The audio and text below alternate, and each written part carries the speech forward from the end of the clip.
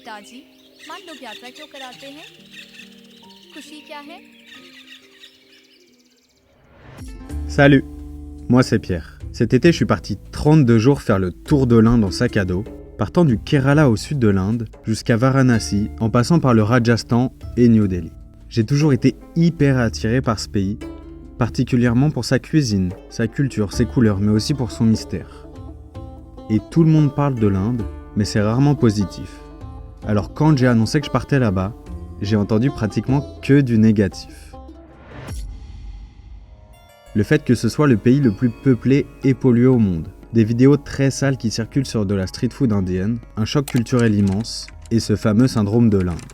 On peut résumer ce syndrome à un choc culturel. Les gens arrivent en Inde et sont confrontés à la pauvreté extrême. Les codes sociaux n'ont rien à voir avec ce qu'on connaît déjà. Et en gros, soit t'es fasciné par la magie de l'Inde, soit au contraire, tu fais un rejet de l'endroit. Mais je t'avoue que ça m'a pas trop arrêté. Au contraire, je voulais me faire mon propre avis sur un pays qui m'attirait tant. Avec un peu de recul, c'est sans aucun doute la plus belle expérience de ma vie. Si je devais décrire l'Inde en un seul mot, ça serait intense. Intense de tous les côtés, que ce soit positif, négatif, tout va à 1000 km/h. L'Inde m'a émerveillé, fait rire, fatigué, c'est un pays qui teste sans arrêt tes 5 sens. Et pendant ce voyage, j'ai tourné des centaines de vidéos de mes rencontres, de la cuisine indienne, des différentes religions et cultures du pays, et je trouvais ça dommage de garder tout ça pour moi, alors je vais tout vous partager ici, en espérant vous partager une version différente de ce qu'on voit sur internet. Bienvenue dans le premier épisode où je vous emmène avec moi au sud de l'Inde.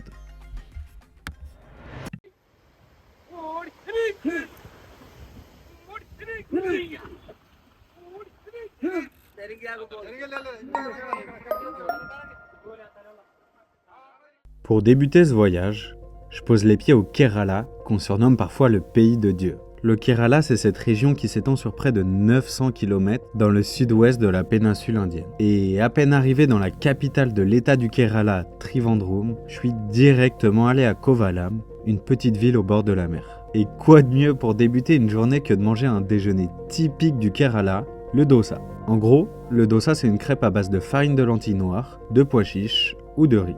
Ici, Wilfried, l'hôte de mon auberge, a préparé une sauce à base d'épices masala et une sauce un peu menthe crème.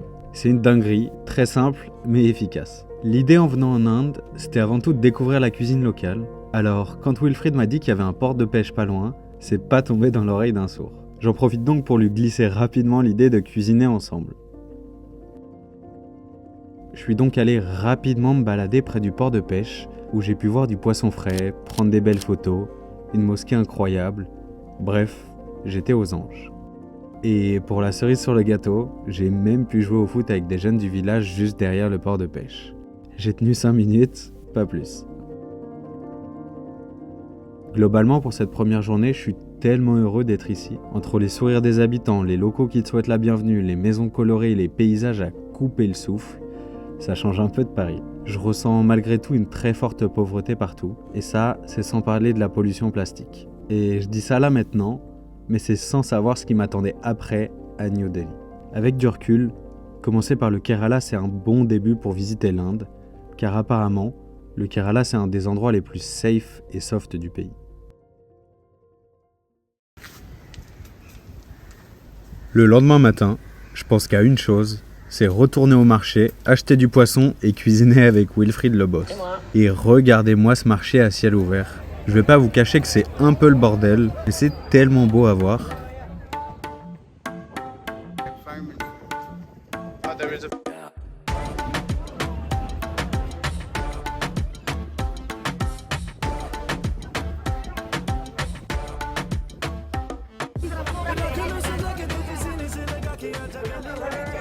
Aller voir les marchés locaux, c'est à mon sens le meilleur moyen de découvrir la culture d'une nouvelle ville. Tu peux voir les habitants, leurs habitudes, les produits locaux et des odeurs différentes à chaque fois. Après 30 minutes assis à contempler le marché, je me lance, je décide de donner 200 roupies indiens à une dame, sans trop vraiment savoir ce que j'allais avoir en retour, et hop, 2 minutes après, 2 kilos de sardines dans le sac. C'est l'équivalent de 2,25 € en gros les 2 kilos de sardines, ça change un peu des prix qu'on a à Paris. Et pour les légumes après, c'était 114 roupies indiens, donc environ 1,30 €. Et aussitôt rentré à l'auberge, on s'est directement mis à cuisiner. C'était un moment assez spécial pour moi. Pour être honnête, je savais pas trop à quoi m'attendre en arrivant en Inde, mais je savais une chose, que je voulais découvrir la cuisine avec des locaux. Alors tu peux imaginer à quel point ça m'a rendu heureux de cuisiner ici avec Wilfried. Bref, c'était simple, mais un des plus beaux souvenirs de mon voyage, même si tu vas voir que le nord de l'Inde, c'est un niveau différent. L'après-midi, je rejoins Pranoy, un jeune Indien que j'ai rencontré à l'auberge. L'idée, c'était d'aller visiter la ville de Trivandrum l'après-midi et en profiter pour étendre mon visa. Et sur ma route, j'ai croisé un homme qui travaillait dans un garage automobile. Je saurais pas vous dire pourquoi, mais il me rappelait mon papy. Je me suis arrêté pour discuter avec lui et prendre des photos portraits. Pour la discussion en indien, c'était hyper compliqué j'avoue, mais en réalité peu importe, on s'en fout un peu. Ce moment il était simple mais tellement fort, je saurais pas vous expliquer pourquoi, mais parfois juste un simple échange de regards va te marquer. Je me suis ensuite arrêté dans un petit salon de chai avec des pâtisseries. Le chai, ça a littéralement été ma boisson favorite pendant un mois en Inde. Thé noir, épices, sucre et lait, un 10 sur 10. J'ai ensuite rejoint Pranoy à un restaurant local avec un de ses potes. Pranoy, pour vous faire simple, c'est un jeune Indien qui voyage tout seul et qui vient de New Delhi. Pendant ce repas, il en a profité pour me donner quelques conseils pour quand je vais aller à New Delhi ensuite. Le premier conseil, c'est de ne pas prendre beaucoup d'argent sur toi quand tu te balades à New Delhi. Ensuite, c'est de ne pas sortir trop tard seul la nuit. Et le troisième conseil qu'il me donne, c'est de pas trop attirer l'attention. Que ce soit de porter des bijoux, des bagues, de laisser son téléphone apparent dans la poche par exemple. Il m'a ensuite précisé que dans le dress code, c'était bien de, par exemple, couvrir ses jambes dans les temples, etc.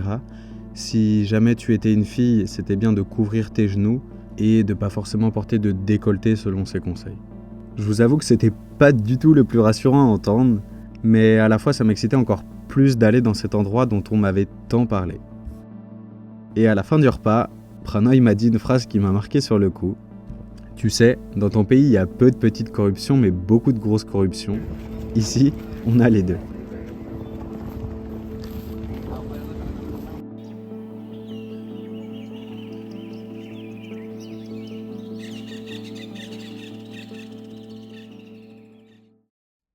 Trivandrum, c'est terminé et maintenant direction Varkala. Varkala, c'est une importante municipalité côtière située dans le district de Trivandrum, dans l'état indien du Kerala. La ville est située à 43 km au nord-ouest de la capitale. Et pour y aller, c'est tuk-tuk mon gars. Et 2 heures de tuk-tuk, c'est sport.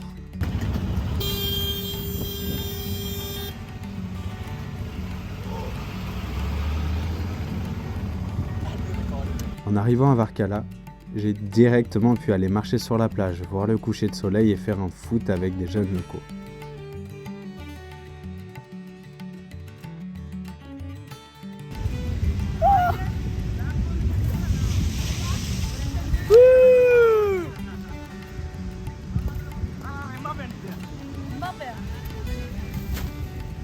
Après quelques discussions ici, je me suis rendu compte qu'en fait les Indiens ils n'ont pas du tout l'habitude de se baigner à la plage comme nous on peut avoir en France par exemple, et donc encore moins de se balader torse nu ou en short de bain à la plage par exemple.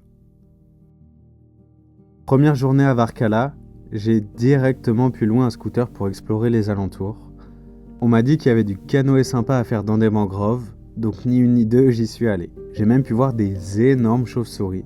Ensuite, c'est retour en scoot tranquillement le long de la plage, avec un sentiment de liberté et de plénitude totale. Fin d'après-midi sur la plage à jouer avec un enfant et des chiens, en regardant un match de volley devant le petit coucher de soleil.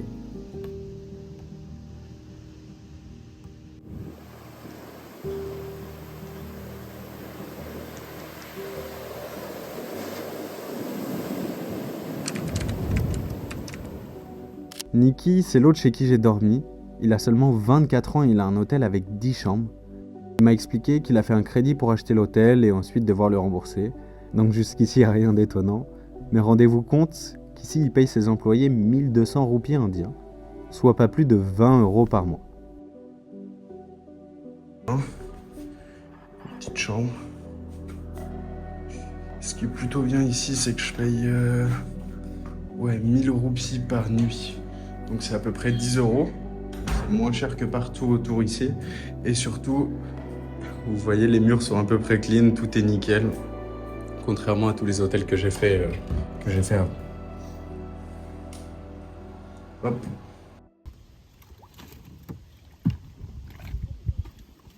Varkala, c'est terminé. Maintenant, je me dirige pour mon premier trajet en train de 20 heures pour aller dans la ville de Goa. Je suis bien arrivé à la station de train, du coup là je pars de la ville de Varkala pour aller jusqu'à la ville de Goa. Donc c'est un trajet de train de 20 heures et c'est mon tout premier trajet de train en Inde. Donc je suis hyper excité parce que tout le monde me dit que c'est une expérience à part entière et qu'il faut absolument faire ça. Donc je vous en dis plus dans les prochaines vidéos sur mon ressenti et sur tout ce qui va se passer dans ce train.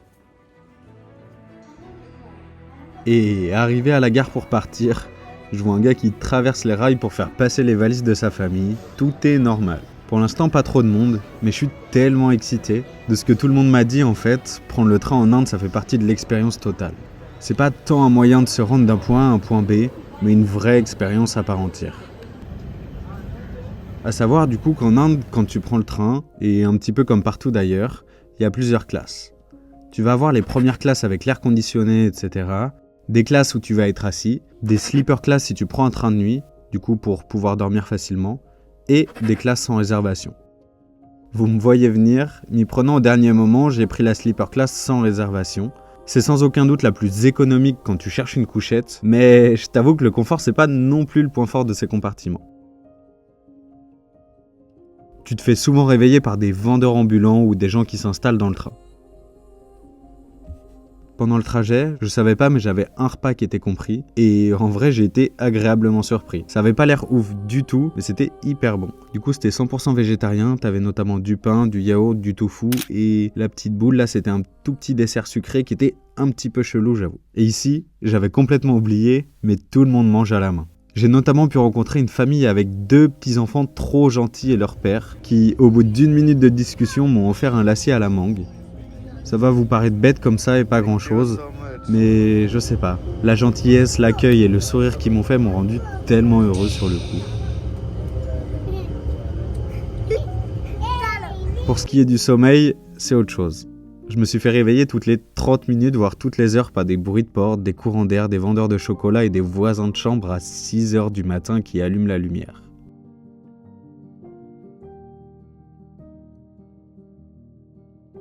Me voilà enfin arrivé à Goa. A noter que c'était la saison des moussons pendant le voyage en Inde, et faut l'avouer j'ai eu beaucoup de chance et du soleil partout, sauf ici. Il pleuvait H24 pendant une semaine. Je vous épargne donc la pluie à répétition, et je vous donne rendez-vous dans le prochain épisode où je vous emmène avec moi à New Delhi et au Rajasthan. Salut!